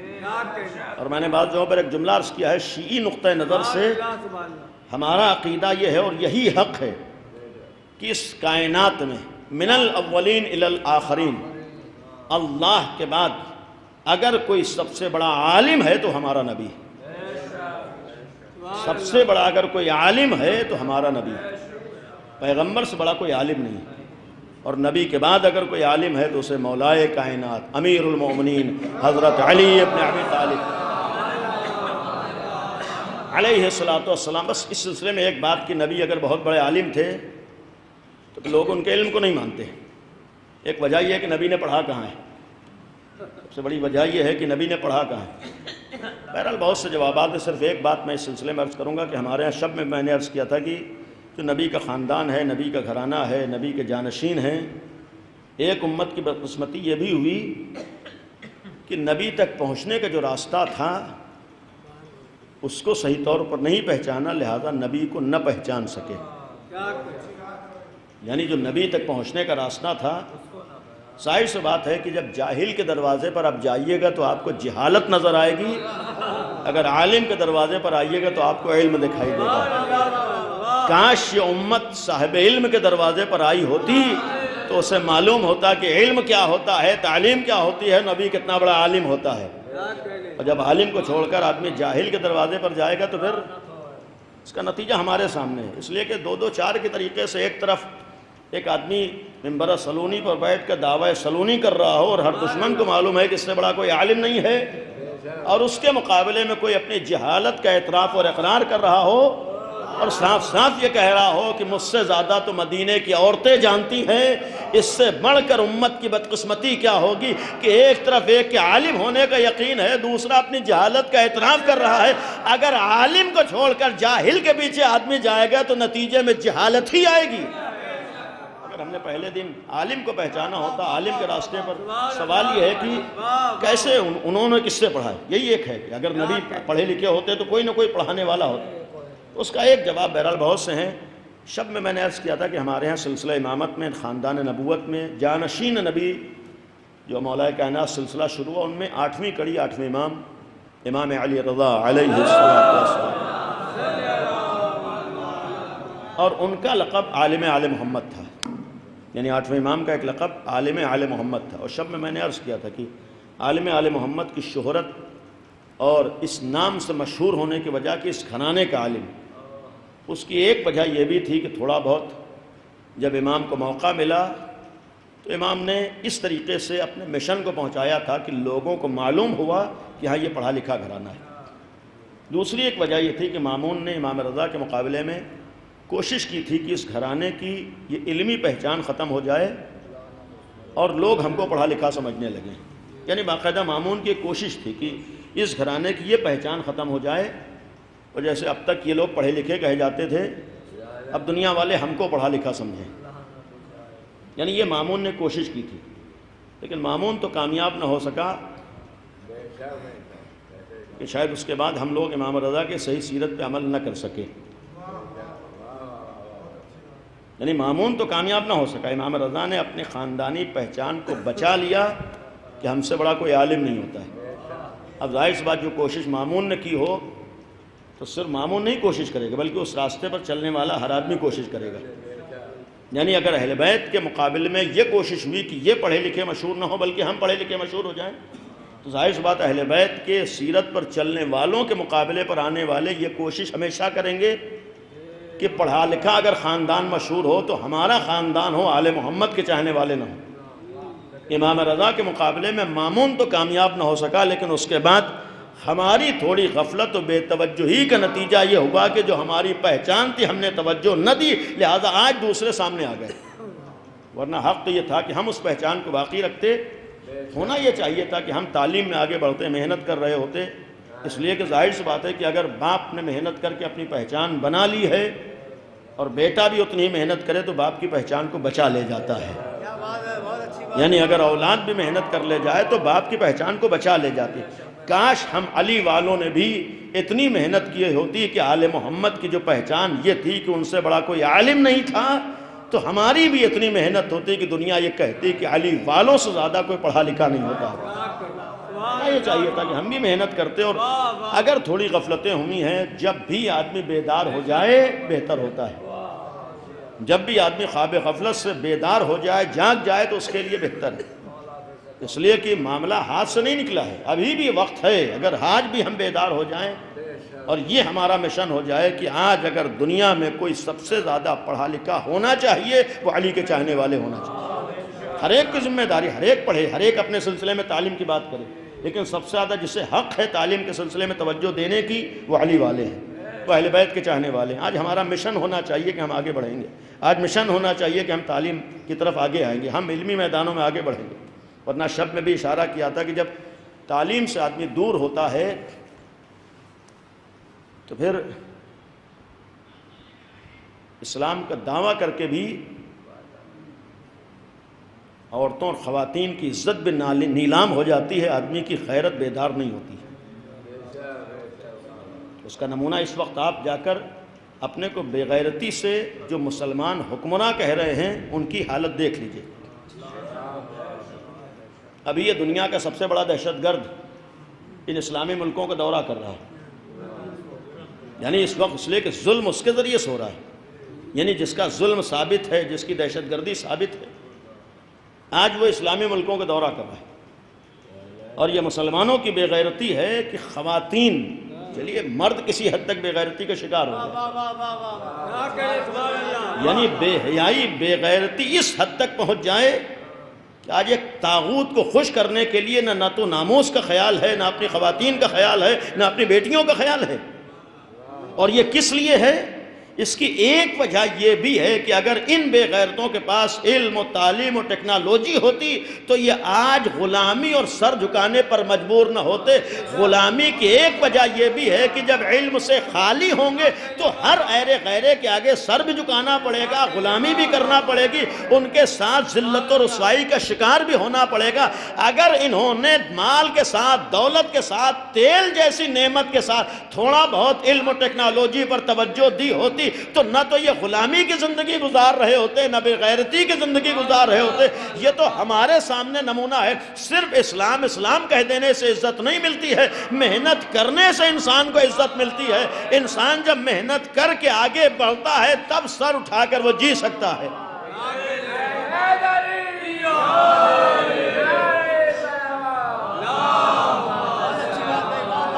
یقیناً ہم بھی اگر محنت کریں گے تو ہم ذلت کی زندگی پر مجبور ہیں۔ ایک بات یہاں پر بھی بہت معذرت سے عرض کروں گا، یہ نمونہ ہمارے سامنے، یہ باعث عبرت ہمارے لیے، یعنی آج ہمارے لیے ایک درس ہے۔ حکومت ہونے کے بعد، اقتدار ہونے کے بعد، مال ہونے کے بعد بھی ہو سکتا ہے ذلت و رسوائی کا شکار ہونا پڑ جائے، یعنی اسی لیے آج ہمارے سامنے آئیڈیل ہے۔ یہ 55-56 ممالک ہیں، تعداد بھی کم نہیں ہے، اور اللہ نے انہیں مال و دولت سے بھی نوازا ہے، یعنی ان کے پاس پبلک بھی ہے، ان کے پاس مال بھی کم نہیں، دولت و پیسہ سب کچھ ہے، اس کے بعد کیوں ذلیل ہے؟ بھائی یہ ذلت کی زندگی کس لیے ہے؟ اس سے اتنا تو ثابت ہے کہ نہ تو مال عزت دے سکتا ہے، نہ پیسہ انسان کو عزت دے سکتا ہے، نہ اقتدار و حکومت انسان کو عزت دے سکتا ہے۔ تو جب عزت انسان کو نہ مال سے ملتی ہے، نہ اقتدار سے ملتی ہے، نہ حکومت سے ملتی ہے، تو ہماری فکر صرف مال اور حکومت و اقتدار کی جانب نہ ہونا چاہیے، بلکہ اس چیز کی جانب ہونا چاہیے جو انسان کو ہمیشہ عزیز رکھتا ہے۔ اور اگر کائنات میں کسی راستے سے انسان کو عزت ملتی ہے وہ اس کا علم ہوتا ہے، علم انسان کی عزت کا سبب ہوتا ہے۔ تو ہم بھی علم کی طرف توجہ دیں۔ آج ہمارے سامنے بھی اگر علم نہیں ہوگا، لاکھ ہم محنت کر کے مال کما لیں، مال کے باوجود ہو سکتا ہے ہمیں ذلت کی زندگی پر مجبور ہونا پڑے. ہماری تعداد جتنی بھی بڑھ جائے، اس کے بعد بھی ہو سکتا ہے ہمیں ذلت کی زندگی پر مجبور ہونا پڑے. لیکن اتنا یقین ہے کہ ہم نے محنت کر کے علم حاصل کر لیا تو دنیا کی کوئی بھی طاقت ہمیں نہ تو جھکا سکتی ہے نہ ذلیل کر سکتی ہے. اس لیے کہ اتنا تو مسلم ہے کہ دنیا کسی چیز کی محتاج ہو نہ ہو، علم اور صاحب علم کی محتاج ہوتی ہے. ورنہ یہ حکومت چھیننے والے، باغ فدا غصب کرنے والے در علی پہ دکھائی نہ دے رہے ہوتے. یہ علی کے دروازے پر آنا اس بات کا ثبوت ہے کہ سب کچھ انسان کے پاس ہو جائے، اگر علم نہ ہو تب بھی وہ صاحب علم کا محتاج رہتا ہے، صاحب علم کا محتاج ہوتا ہے. اس لیے کہ جب علمی صلاحیتیں آ جاتی ہیں تو لاکھ کسی مذہب کو ٹارگیٹ کیا جا رہا ہو، اسی مذہب والے سے فائدہ اٹھانے پر آدمی مجبور ہو جاتا ہے. آج آپ دنیا میں نمونے دیکھ سکتے ہیں کہ کہیں کہیں بعض مذاہب اور مسلک کو ٹارگیٹ کیا جاتا ہے، بنیاد بنایا جاتا ہے، لیکن جب وقت پڑتا ہے تو پھر جب صاحب صلاحیت کی بات آ جائے تو وہاں یہ نہیں دیکھا جاتا ہے کہ اس کا مذہب کیا ہے، وہاں اس کی صلاحیتوں کو دیکھا جاتا ہے. اور اسی لیے یہاں ایک جملہ اپنے جوانوں سے عرض کروں گا جو اکثر یہ کہا کرتے ہیں بھائی تعصب ہوتا ہے، نفرتیں ہوتی ہیں، کہاں آگے بڑھنے دیا جاتا ہے. لیکن آپ بعض نمونوں کو دیکھ کر یقین کر لیجئے کہ اگر آپ کے اندر صلاحیت ہوگی تو نہ تو تعصب دیکھا جائے گا، نہ نفرتیں دیکھی جائیں گی. آپ کی صلاحیت کے آگے آدمی سر جھکانے پر مجبور ہو جائے گا. ہم بھی کوشش کریں کہ آج ہمارے اندر صلاحیت ہو، معمولی صلاحیت نہ ہو. ہم بہرحال آگے بڑھیں گے، ہم محنت کریں گے. اور ایک مصیبت ہم لوگوں کے یہاں یہ ہے کہ ہم لوگ معمولاً اتنا پڑھنا چاہتے ہیں کہ جتنا سب نے پڑھا ہے. یعنی آج ہمارے ہاں مصیبت یہ ہے کہ ہم لوگ اتنا پڑھنا چاہتے ہیں جتنا سب پڑھ رہے ہیں. اگر ہمارے ذہنوں میں یہ احساس ہوتا کہ ہم چونکہ علی والے ہیں لہذا ہمیں تعلیم میں بھی سب سے اوپر رہنا ہے، تو پھر کبھی ہماری زبان پہ یہ جملہ نہیں آ سکتا ہے کہ محنت کرنے سے فائدہ کیا ہے، کہاں نوکری ملتی ہے. ہمیں اگر یہ احساس ہو کہ ہمیں سب سے اوپر رہنا ہے تو نوکری کی تلاش ہمیں نہیں کرنا پڑے گی بلکہ نوکری ہماری تلاش میں آئے گی. یعنی یہ یقین رکھیے کہ اگر ہمارے ذہن میں یہ تصور رہے کہ ہم علی والے ہیں اور ہمیں تعلیم میں اتنی محنت کرنا ہے کہ ہم سب سے اوپر رہیں، تو اتنا یقین رکھیے کہ اگر محنت کر کے سب سے اوپر اپنے کو پہنچا دیا تو آپ کو در در نہیں بھٹکنا پڑے گا، بلکہ ہر کمپنی، ہر ادارہ، ہر جگہ آپ کے دروازے پر آئے گی آپ کے علم سے فائدہ اٹھانے کے لیے. یہ جذبہ یہ ہو کہ ہم محنت کریں، ہم آگے بڑھیں. اور الحمدللہ اس وقت ہمارے بہت سے جوان ایسے ہیں، بہت سے گھرانے ایسے ہیں کہ جہاں توجہ ہے، جہاں محنت کر رہے ہیں. البتہ یہ موضوع نہیں تھا، بات آ گئی، دوسرا موضوع تھا، وقت مکمل ہو گیا. تربیت کا بھی تھا. تربیت کے سلسلے میں بس اتنا ہی عرض کروں گا کہ تربیت میں بھی ضروری ہے کہ تعلیم بھی ہو، تربیت بھی ہو. تعلیم بہت ضروری ہے، لیکن تعلیم کے ساتھ ساتھ اگر تربیت سے غفلت ہوگی تو تعلیم کا کوئی فائدہ بھی نہیں ہے. تعلیم کا فائدہ اسی وقت ہوتا ہے جب صحیح تربیت ہوتی ہے. اسی لیے قرآن نے صرف تعلیم کی بات نہیں کی ہے بلکہ قرآن نے اس سے پہلے تربیت کی بات کی ہے، تب تعلیم کی بات کی ہے. یعنی یہ ترتیب بھی نگاہوں میں رہے کہ پہلے تربیت ہوگی تب تعلیم ہوگی، تب یہی علم سماج کو فائدہ پہنچائے گا. لیکن اگر تربیت کے بغیر تعلیم ہوگی تو جتنا تعلیمی میدانوں میں آگے بڑھے گا اتنا ہی دنیا میں دہشت گردی بھی پھیلائے گا. بھی یقین رکھیے کہ اگر صرف تعلیم تعلیم تعلیم تعلیم ہوگی تو یہی تعلیم سماج میں دہشت گردی پھیلائے گی، یہی تعلیم سماج میں ظلم کو بڑھاوا دے گی، یہی تعلیم بے گناہوں کے قتل کا سبب بن جائے گی. اگر صرف تعلیم ہوگی تو بغیر دیکھے ہوئے بے گناہوں کو قتل کرنے پہ تیار ہو جائے گی. لیکن اگر تربیت کے ساتھ تعلیم ہوگی تو پھر یہ بھی دیکھے گا کہ کوئی بے گناہ قتل نہ ہونے پائے، کسی بے گناہ کا نقصان نہ ہونے پائے. یہ تربیت کے فائدے ہوتے ہیں. تربیت انسان کو انسان بناتی ہے. ورنہ ہمارے ہاں صرف تعلیم کے نمونے بھی ہیں اور تربیت کے ساتھ تعلیم کے نمونے بھی ہیں.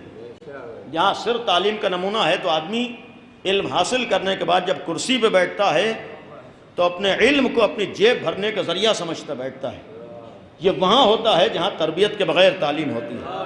لیکن جہاں تربیت کے ساتھ تعلیم ہوتی ہے تو اپنے علم کو انسانیت کی خدمت کا ذریعہ سمجھتا ہے. یعنی انسان اپنی ڈگری اور اپنے علم کو لوگوں کی جیب خالی کرنے کا ذریعہ نہیں سمجھتا ہے، بلکہ اپنی ڈگری اور اپنی صلاحیتوں کو انسانیت کی خدمت کا ذریعہ سمجھا کرتا ہے۔ اور آج الحمدللہ اس کے بہت سے نمونے ہیں کہ جہاں تربیت بھی ہے، تعلیم بھی ہے۔ انسان جتنا آگے بڑھتا ہے یہ نہیں سوچتا ہے کہ ہماری جیب کیسے بھرے گی، وہ یہ سوچتا ہے کہ انسانیت کی خدمت کیسے ہوگی، اس لیے کہ اس کو تربیت کے ساتھ اس بات کا یقین بھی ہوتا ہے کہ اگر ہم اللہ کی مخلوق کی خدمت کریں گے تو پھر اللہ بھی ہم کو نقصانات کا شکار نہیں ہونے دے گا۔ اگر پبلک سے ہمارا فائدہ ہو سکتا ہے تو پھر خدا کے ذریعے کیا فائدہ نہیں ہو سکتا؟ تربیت کا ایک مفہوم یہ ہوتا ہے کہ اللہ کی طرف توجہ بھی ہوتی ہے، لہٰذا انسان نقصان کا شکار کبھی نہیں ہوتا ہے۔ اسی تربیت کے اگر ہم نمونے دیکھیں ختم کرتے ہوئے بہت سے نمونے ہیں، اور جہاں جہاں صحیح تربیت ہو گئی تو بدترین ماحول میں رہنے والے بھی تربیت کی وجہ سے کہاں پہنچ گئے۔ آپ تاریخ میں پڑھیے، مثلا عباسی حاکموں میں، حکمرانوں میں عمر ابن عبدالعزیز شاید نام سنا، یعنی عباسی خلیفہ ہے عمر ابن عبدالعزیز، ظاہراً 99 ہجری چھٹے امام کا زمانہ ہے۔ یہ وہ شخص ہے عباسی حاکم، حکومت کی ہے، لیکن یہی وہ شخص ہے جس نے بعض مثبت کام کیے۔ پہلا کام جو اس کا مثبت ہے، حاکم شام کے ذریعے سے جو امت مسلمہ میں ایک بدترین سیرت قائم ہوئی، جس سے بری سیرت ہو نہیں سکتی ہے، وہ امام علی جیسی عظیم الشان شخصیت کے سلسلے میں جسارت کا جو دروازہ کھولا گیا، امیر المومنین کے اوپر سب و شتم کا سلسلہ جو شروع ہوا ہے وہ بھی ممبروں سے، یعنی حاکم شام کے ذریعے سے سلسلہ امام علی کے سلسلے میں شروع ہوا تھا۔ یعنی جو 70,000 ممبر مشہور ہیں، ہر جمعے میں معاذ اللہ امیر المومنین کے اوپر جب تک لعنت نہ ہو تب تک ان کا خطبہ مکمل نہیں ہوتا۔ یہ ایک سنت قائم ہوئی تھی، لیکن اس سنت کو ختم کیا ہے عمر ابن عبدالعزیز نے۔ اس نے باقاعدہ عباسی حاکم ہو کر اس قانون کو ختم کیا، یعنی اس وقت سے یہ چیز منع ہوئی۔ ورنہ امت مسلمہ میں افسوس یہ ہے کہ بھئی قانون بنانے والے تو بنا دیتے ہیں، یہ قانون کو فالو کرنے والے کس حد تک پستیوں میں چلے جایا کرتے ہیں۔ یعنی قانون بنا دینا اور ہوتا ہے، قانون کو فالو کرنا اور ہوتا ہے۔ یعنی کوئی اور شخصیت ہوتی جسے تاریخ نہیں جانتی تو اس کے سلسلے میں بات ہوتی تو شاید قابل قبول ہو سکتا تھا۔ امام علی جیسی عظیم الشان شخصیت، کون امام علی کے بارے میں نہیں جانتا تھا، لیکن جب یہ سیرت شروع ہوئی ہے تو اس کا شکار بہت سے لوگ ہیں۔ اس نے آ کر اس چیز کو ختم کیا۔ دوسرا اس نے جو ایک مثبت کام کیا ہے، وہ پہلی خلافت میں جہاں تعلیم پر اتنا زور اسلام نے دیا تھا، وہاں جس وقت یہ دنیاوی خلافت قائم ہوئی، اس خلافت میں حدیث نویسی پر پابندی لگ گئی تھی۔ یعنی آپ تاریخ پڑھیے کہ حدیث لکھ نہیں سکتے، یہ باقاعدہ جو اپنے کو خلیفہ کہنے والے تھے، یہی جو میں نے عرض کیا کہ جہاں تعلیم کی طرف توجہ نہ ہو، اور یہ کہوں کہ جب جاہل کسی منصب اور اقتدار پر آ جاتا ہے تو ایسے بدترین نتائج سماج میں سامنے آتے ہیں۔ اس لیے کہ جب جاہل کرسی پہ بیٹھتا ہے، جب خود وہ پڑھا لکھا نہ ہو تو اسے معلوم کیا ہوگا علم کسے کہتے ہیں۔ جب خود آدمی پڑھا لکھا نہ ہو تو پھر اسے کیا معلوم ہے کہ تعلیم کسے کہتے ہیں، اسے کیا معلوم ہے کہ پڑھا لکھا کسے کہتے ہیں۔ یہ بھی ایک نتیجہ ہوتا ہے کہ جب ایسے افراد آئے تو انہوں نے سب سے پہلے جو قانون بنا دیا کہ کوئی حدیث نہیں لکھ سکتا ہے، اور مختلف بہانے اس کے بنائے گئے، لیکن اس راستے سے بھی علم کی اہمیت سماج میں کم ہوئی۔ لیکن عمر ابن عبدالعزیز نے آ کے یہ قانون بھی ختم کیا، یعنی جو حدیث نویسی پر پابندی تھی کہ حدیث کوئی لکھ نہیں سکتا، حدیث کوئی بیان نہیں کر سکتا۔ بہانہ کیا تھا کہ جب حدیث لکھی جائے گی تو قرآن کی ویلیو ختم ہو جائے گی۔ قرآن اپنی جگہ پر مسلم ہے، کیا اس کے بعد سے آج تک اتنی حدیثیں لکھی گئیں ان کے لکھنے کی وجہ سے قرآن ختم ہو گیا؟ یہی تو زبردستی کا ایک بہانہ تھا کہ ہاں حدیثیں لکھی جائیں گی تو قرآن کی اہمیت۔ لیکن یہ دو کام عمر ابن عبدالعزیز نے ختم کیے۔ اس کی وجہ تاریخ نے لکھی ہے کہ چونکہ اس گھر میں اس خاندان میں رہنے والا تھا تو عباسی حاکم، لیکن اس کو تربیت کرنے والا ایک انسان کامل مل گیا تھا، جس کا نتیجہ یہ سامنے آیا تھا۔ اس کے معنی یہ ہے کہ اگر برے گھر میں بھی اچھی تربیت مل جاتی ہے اور اس کا ایک اور نمونہ آپ کے سامنے عرض کروں گا کہ امیر المومنین نے بھی تاریخ کی ایک شخصیت کو اپنا بیٹا کہا ہے، اور صرف بیٹا نہیں کہا ہے بلکہ ولد صالح کہا ہے۔ علی ابن ابی طالب کسی عام انسان کو ولد صالح نہیں کہہ سکتے ہیں۔ آپ جائیے باپ کے سلسلے میں کسی اچھائی کا تصور نہیں ہو سکتا ہے، اور بیٹے کو علی ولد صالح کہہ رہے ہیں۔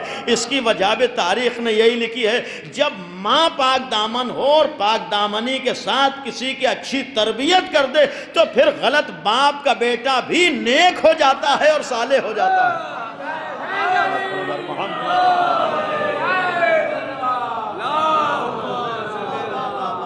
ولد صالح کا یہ بھی ایک تربیت کا اثر تھا، یعنی اچھی تربیت ہوتی ہے تو، اور جب بری تربیت ہوتی ہے، اچھی تربیت کے بہت سے نمونے ہیں لیکن ایک نمونہ صرف بری تربیت کا بھی، آپ تاریخ پڑھیے بری تربیت کے اثرات ہیں۔ جناب نوح کا بیٹا جو بگڑا ہے، جناب نوح نبی ہیں، اور معمولاً ہوتا ہے کہ بیٹا بگڑا ہے تو ہو سکتا ہے باپ نے توجہ نہ دی ہو، تو باپ کی توجہ میں کمی کا تصور نہیں ہو سکتا ہے، یعنی باپ کی طرف سے توجہ میں کوئی کمی ہو جائے۔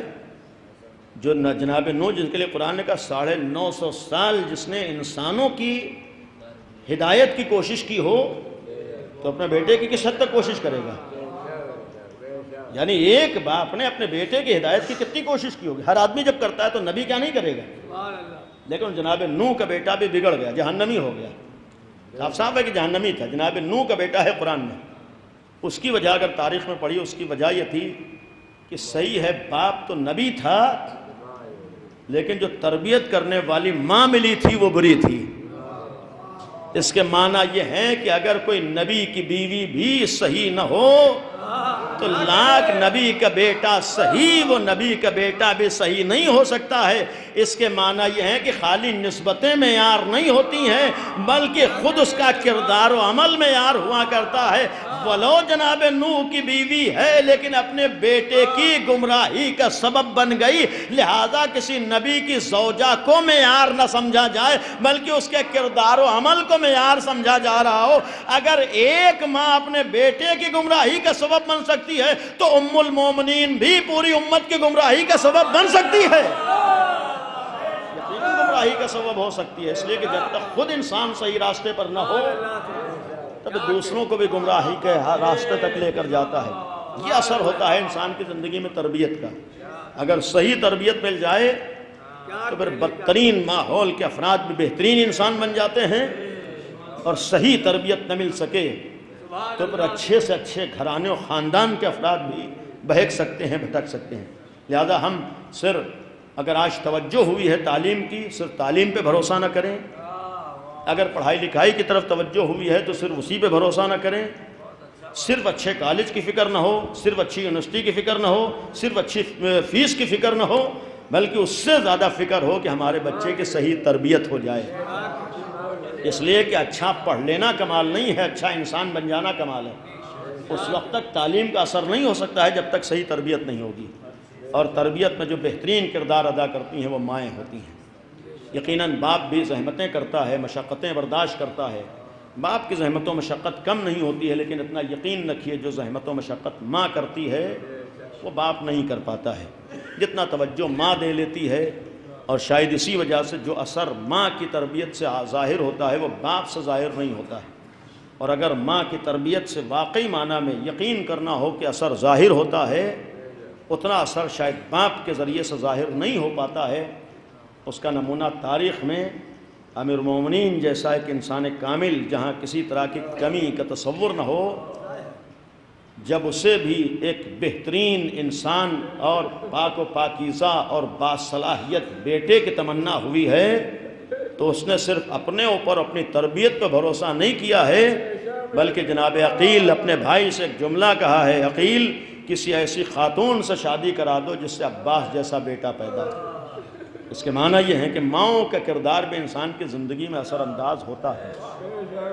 ماں کی اس تربیت کا اثر اولاد کی زندگی میں آتا ہے۔ الحمدللہ آج ہمارے ہاں جو اچھائیاں ہیں، ہم لوگ ماں باپ کی عظمت کو سمجھنے کے لیے اس رخ سے سمجھیں کہ آج ذرہ برابر اگر ہمارے اندر اچھائی ہے تو اس میں ایک اہم کردار ہمارے والدین کا ہے، بالخصوص ماں کا ہے۔ آج اگر ہمارے اندر ترقی ہے، کامیابی ہے، اچھائیاں ہیں، نیکیاں ہیں، تو اس کے لیے ہم جا کر بارگاہ خداوندی میں شکر کا سجدہ کریں۔ معبود تو نے ایسے والدین اور بالخصوص ایسی ماں اور آغوش عطا کی ہے کہ جس کے نتیجے میں آج ہم اس راستے کے اوپر چل رہے ہیں۔ سماج میں برائیاں ہیں، اچھائیاں کم ہیں، لیکن پھر بھی جس حد تک اچھائیاں ہیں ہم اس کے لیے اپنے ماؤں کے سلسلے میں کے حق میں دعا کریں۔ اور اس لیے تو معصوم نے بھی کہا ہے سب سے بڑی چیز جو تمہارے پاس ولایت اہل بیت ہے، جو تمہیں حق تک پہنچاتی ہے، جو تمہیں اچھائیوں تک لے کر جاتی ہے، اس ولایت کے ٹھنڈک بھی اگر اپنے دلوں میں محسوس کرو تو جاؤ ماں کے حق میں دعا کرو، اس لیے کہ اگر ماں صاحب ولایت نہ ہوتی تو پھر آسانی سے تم اس راستے پر نہیں آ سکتے تھے۔ آج دنیا میں کوئی بھی ہے وہ حق کا راستہ تلاش کرنے کا محتاج ہے، اسے ضرورت ہے تحقیق کرے، جستجو کرے کہ حق کا راستہ کیا ہے۔ ہم اللہ کا شکر بجا لائیں کہ اللہ نے ہم کو اور آپ کو ایسی آغوش عطا کی تھی کہ آنکھ کھولنے کے بعد ہمیں حق کا راستہ تلاش کرنے کی ضرورت نہیں ہوئی ہے، لہذا یہی ایک احسان ایسا ہے کہ جس کا زندگی بھر بھی ہم سب کچھ کر کے بھی حق ادا کرنا چاہیں نہیں کر سکتے۔ بقیہ اس کے احسانات تو اپنی جگہ پر، اس کی زحمتیں اپنی جگہ پر ہے۔ ماں اپنی اولاد کے لیے کتنی زحمتیں برداشت کرتی ہے، کتنی مشقتیں برداشت کر لیتی ہے، ہم تو نہیں سوچ سکتے ہیں، لیکن یہ ایک احسان جو ماں کا ہے کہ جس کے ذریعے سے آج ہم اچھائیوں تک پہنچ جاتے ہیں، صحیح راستے پر آ جاتے ہیں، ہماری نیکیاں ہیں، یہ بھی ماؤں کی مرہون منت ہے، ماؤں کی وجہ سے ہے۔ ایسی مائیں اللہ ان کو ان کی خدمات کا بہترین صلہ عطا فرمائے، اور ہم سب کو اپنی ماؤں کی قدر کرنے، ان کی اہمیت کو سمجھنے اور ان کے ساتھ حسن سلوک کی توفیق عطا فرمائے۔ یقیناً یہ جب تربیت کی بات تھی، تربیت کے بہت سے نمونے ہیں، جب ماں کی بات آئی ایک نمونہ صدیقہ طاہرہ کا ہے، لیکن ایک اور نمونہ آپ کے سامنے ہے۔ جب ماں کی بات آتی ہے، امیر المومنین نے تمنا کی تھی کہ علی میری شادی کسی ایسی خاتون سے کرا دو۔ جناب ام البنین گھر میں آئی ہیں، ایک ماں بن کے آئی ہیں، لیکن ہمارا کروڑوں سلام ہو اس ماں کے اوپر جس کا نام تو فاطمہ تھا، لیکن جب ایسی تربیت کی ہے تو پھر اس کی پہچان بھی بیٹے بن جاتے ہیں۔ ام البنین کے معنی یہ ایسے بیٹوں کی ماں، یعنی یہ قابل غور ہے، عباس جیسے بیٹے کی ماں یہ ہے جناب ام البنین، ایسی مائیں۔ اور پھر واقعاً ہر ماں کے لیے راہ حق میں قربانی دے دینا کسی حد تک آسان ہوتا ہے، لیکن کسی ماں کے لیے ایک وقت میں اپنے 4 عباس جیسے بیٹوں کو قربان گاہ میں بھیج دینا آسان نہیں ہوتا ہے۔ ہم اور آپ نہیں تصور کر سکتے کہ ایک ماں کے لیے جوان بیٹے کا غم کتنا سخت ہوتا ہے۔ جب ایک بیٹے کا غم انتہائی سخت ہوتا ہے تو پھر جہاں 4 بیٹوں کا غم ایک ساتھ ہو، اور اس میں کوئی معمولی بیٹا نہیں ہے، عباس جیسا بیٹا ہو۔ آپ محسوس کیجئے جب ایک ماں کو خبر دی جاتی ہے کہ تمہارا لال دنیا سے رخصت ہو گیا ہے تو ماں برداشت نہیں کر پاتی، ایک ماں کے لیے قابل برداشت نہیں ہوتا ہے۔ لیکن جس وقت جناب ام البنین کو خبر دی گئی شہزادی آپ کے لال کو شہید کر دیا گیا، آپ کے 4 بیٹوں کو شہید کر دیا گیا، یہ بھی جملہ کسی نے بیان کیا کہ جب سنا کہ میرے بیٹے شہید کر دیے گئے تو کہا کہ میں تسلیم نہیں کر سکتی، میں نہیں مان سکتی کہ میرا بیٹا شہید ہو جائے۔ نہیں، آپ کے لال کو شہید کو فرمایا کہ اس کے بازو سلامت ہوں اور کوئی میرے بیٹے کے قریب آ جائے، نہیں ہو سکتا ہے۔ شہزادی پہلے آپ کے لال کے بازوؤں کو قلم کیا گیا ہے، تب آپ کا بیٹا شہید ہوا۔ کہا کہ ہاں اگر بازو قلم ہو جائیں تب اس کے بعد میرا بیٹا شہید ہو۔ پھر یہ جملہ کہا اب میں تسلیم کر سکتی ہوں کہ جب میرا عباس شہید ہو جائے تو پھر آقا حسین شہید ہو جائیں تو پھر، ورنہ میرے عباس کے ہوتے ہوئے آقا کے اوپر آنچ آ جائے نہیں ہو سکتا ہے، عباس کے ہوتے ہوئے مولا حسین پر آنچ آ جائے نہیں ہو سکتا ہے۔ ہاں اگر عباس کو پہلے قتل کر دیا جائے اور اس کے بعد مولا شہید ہو جائے تو میں اسے تسلیم کر سکتا ہوں۔ اور پھر ایک جملہ کہا کہ اگر اللہ مجھے عباس جیسے 100 بیٹے بھی دے دے اور وقت پڑ جائے تو میں اپنے دین پر، اپنے ایمان کے لیے اور اپنے امام کے لیے ان 100 بیٹوں کو قربان کرنے کے تیار ہوں۔ بلکہ ایک جملہ یہ بھی کہا کہ اگر پوری کائنات میرے اختیار میں آ جائے اور وقت پڑ جائے تو میں پوری کائنات اپنے امام کے لیے قربان کرنے کے لیے تیار ہوں۔ ایسی ماں ہے۔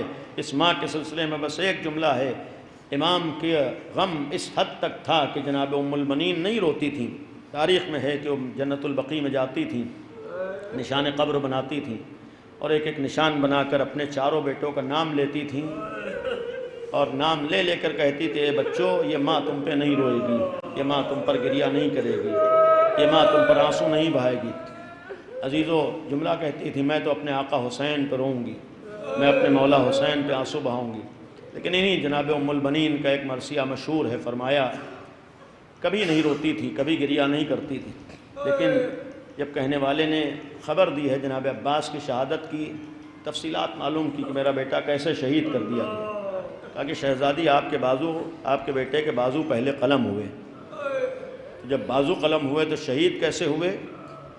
جب تفصیلات سنی تو کہنے والے نے کہا شہزادی جب بازو قلم ہو گئے اس کے بعد سر کے اوپر گرز لگا ہے، تلوار لگی ہے، اور پھر آپ کا بیٹا گھوڑے سے زمین پر آیا ہے۔ ایک ماں یہ خبر سن رہی ہے کہ بیٹے کے پہلے دونوں بازو ہاتھ قلم ہو گئے، اس کے بعد اس کے سر کے اوپر گرز لگا ہے، اور پھر وہ بیٹا گھوڑے سے زمین پر آیا ہے۔ یہ سنتے ہی جناب ام البنین کے ذہن میں جو ایک تصور آیا ہے، یہ سن کر تڑپ گئیں۔ ایک ماں جو شہادت کی خبر سن کر نہیں رو رہی تھی، جیسے ہی یہ جملہ سنا کہ میرے لال کے بازوؤں کو پہلے قلم کیا گیا، اس کے بعد میرا لال گھوڑے سے زمین پر آیا ہے، تڑپ کے ایک مرثیہ پڑھتی ہیں، میرا لال عباس مجھے خبر دی گئی ہے کہ جب بھی کوئی شہید گھوڑے سے گرتا تھا تو پہلے اپنے ہاتھوں کو ٹیکتا تھا، لیکن ہائے میرا لال جب گھوڑے سے زمین پہ آیا ہے تو اس کے بازوؤں کو پہلے قلم کر دیا گیا، میرا لال منہ کے بھل زمین۔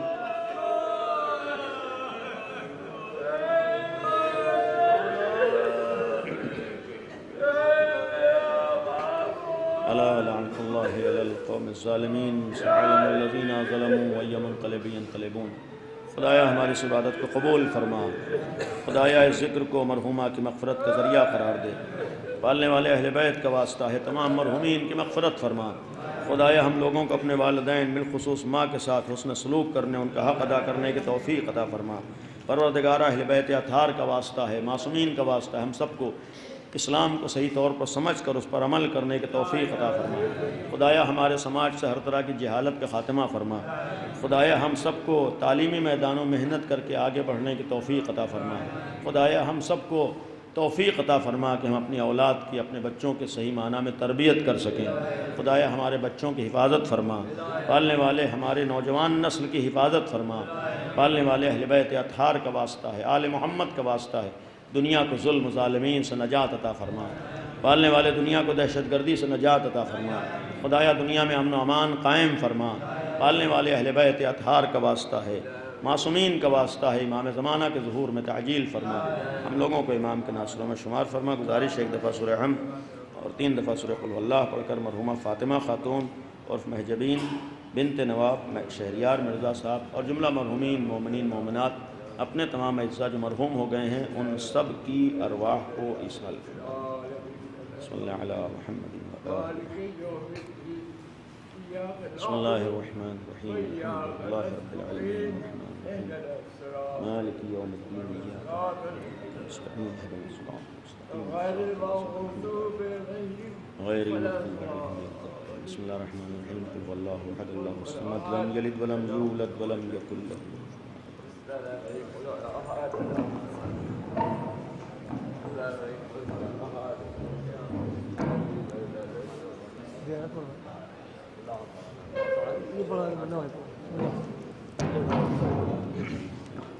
السلام علیکم یا ابا عبداللہ، السلام علیکم یا ابن رسول اللہ، السلام علیکم ورحمۃ اللہ وبرکاتہ، السلام علیکم یا غریب الغرباء یا ابا الحسن علی ابن موسیٰ الرضا ورحمۃ اللہ وبرکاتہ، السلام علیکم یا صاحب العصر والزمان، السلام علیکم یا امام زماننا ھذا، السلام علیکم ورحمۃ اللہ وبرکاتہ۔